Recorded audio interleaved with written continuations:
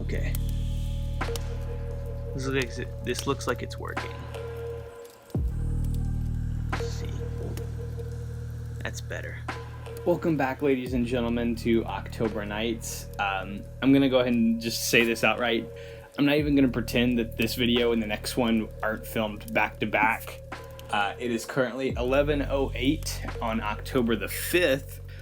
This video that you're watching right now was supposed to go out yesterday, but I got called back into work and had to work like a 12.5-hour shift yesterday, so I didn't get a chance to make this video at all because I had to choose sleep over,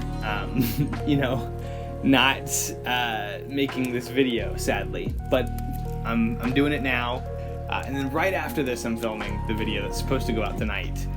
Both of them will go out tomorrow morning, I'm gonna be honest with you. So when you're seeing this, both of these videos are out on October the 6th, hopefully in the morning, but I made them on October the 5th together. For the fourth film of October Nights, we're covering Alexandre Aja's fantastic film from earlier this year, Oxygen. This is another casualty of Netflix being abysmal at marketing their own material, because I didn't even know this was a thing until late last month when I was starting to put together this whole event. And that's when I realized, oh, Netflix has been dropping quite a few horror films throughout the year, and they didn't tell anybody, which is a huge bummer for the people who made these films, because they're not going to get any box office take. There's nothing going on in that department, and then Netflix doesn't even have like the courtesy to, market the movies they purchased. I know they're putting out like a movie and a television show every single week this year, but an attempt at anything regarding marketing for some of these shows, especially the ones they think could actually, be big for them, would be nice. And I know I've done this rant before, so I'm gonna save you the trouble of having to listen to it a second time. But if you want to listen to it, it's back in the second episode of October Nights when I covered Night Books, which is another Netflix horror film that got the shaft when it came to the marketing, shtick that Netflix does. I mean, realistically, this is the last thing I'll say on this. The reason things get successful on Netflix is not the marketing they do for it. It's instead the word of mouth that happens by people who actually find the things to begin with. Stranger Things didn't become a big show because Netflix, marketed the crap out of it. It became a big thing because people were like, you gotta watch this thing, man. I didn't even see an advertisement for the first season of Stranger Things until after someone suggested it to me. And that should tell you that even one of the biggest shows that Netflix has ever done is entirely dependent on the external marketing machine of fans telling other people and making more fans. And that's not a great strategy, and that's probably why so many shows that Netflix does gets canceled after a single season. Yes, I'm still bitter about the fact that I Am Not Okay With This got canceled after an amazing first season. You should go watch it to, drown out your misery. All I've got is a cup of tea, and it's not helping.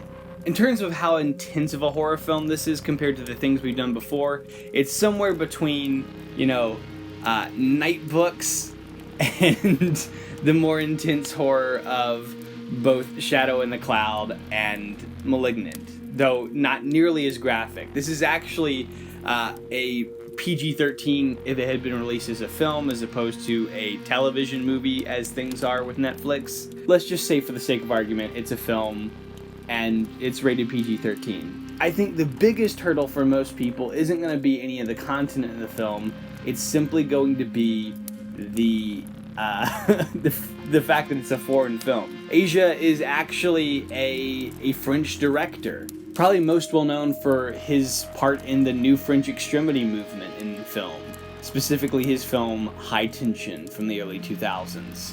Aja is also responsible for the 2006 remake of the Wes Craven horror classic The Hills Have Eyes, as well as the Piranha 3D remake and pretty intense storm thriller with alligators, Crawl.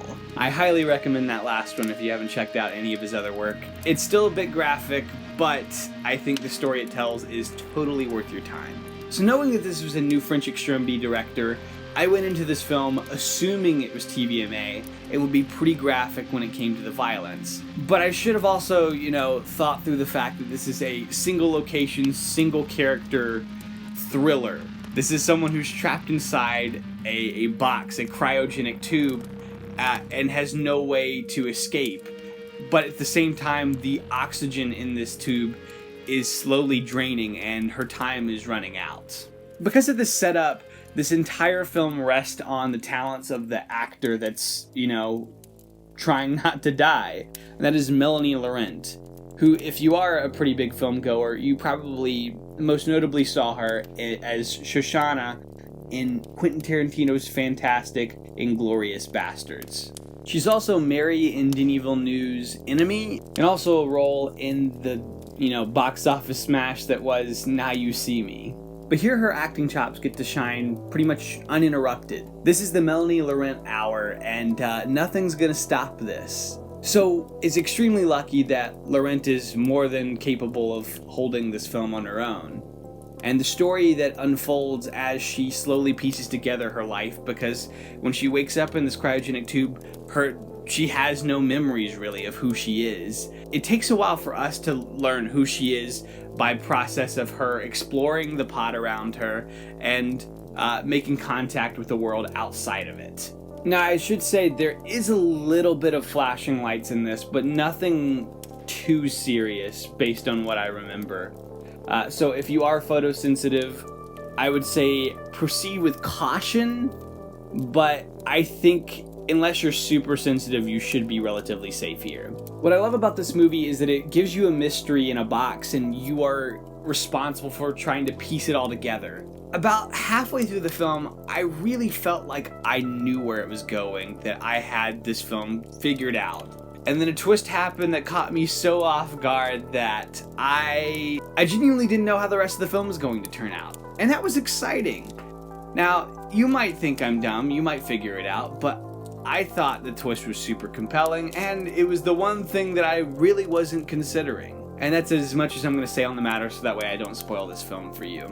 At just an hour and 41 minutes, this character-driven drama horror film is really ingenious in its use of space and how it really makes you feel claustrophobic. While not all of the scares land, enough of them do, and it builds tension effectively throughout that this film by Aja is a fantastic achievement in, claustrophobic horror. And if you have a free night this October and you want to pop in, a pretty scary film, but you want to keep it on the tamer side, Oxygen is a great film to do that. That is also a foreign film, so you get to be a little bit more cultured and read some subtitles, dude. It's fun. But I am glad that I put this film on this list, and I'm glad that I put a lot more foreign films on this list than I typically would. And I'm excited to see what foreign horror really does it for me the most. Obviously, at the end of the 31 days, I'll do a fun wrap-up and talk about my favorites of the month and which ones that I thought were duds in retrospect. But for now, thank you for joining me for yet another October Nights. I hope you check this film out for yourself if you're interested. And yeah, I hope you've been enjoying October Nights thus far. And the only thing I have left to say to you is this: sweet dreams.